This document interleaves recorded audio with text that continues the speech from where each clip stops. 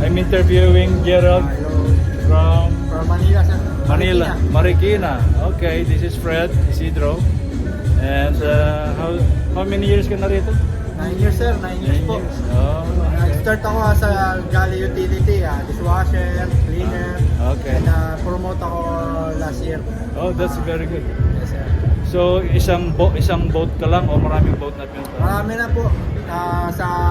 May mga barko rin po kasi silang ibang barko like Crystal, Thompson Majesty, tapos ito pong Olympia. Nakatatlong barko na ako sa kumpanya na to, sir. Anong kumpanya la? Sino may-ari? Celestial. Anong sino may-ari? Turkish o Greek, Greek?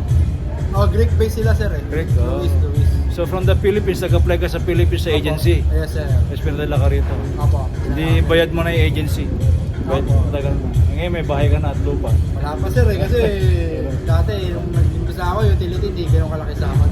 Ngayon mas malaki na. Ngayon, mas malaki na, ongoing na yung Tapos may mga plano natin, sir. may mga anak ka pa. Meron, sir, meron po, dalawa.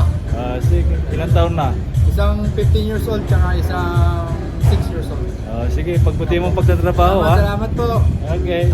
Yung asawang matanak, sabihin mo. My wife passed away last April, sir. Oh, condolence. Ano yung kinamatay?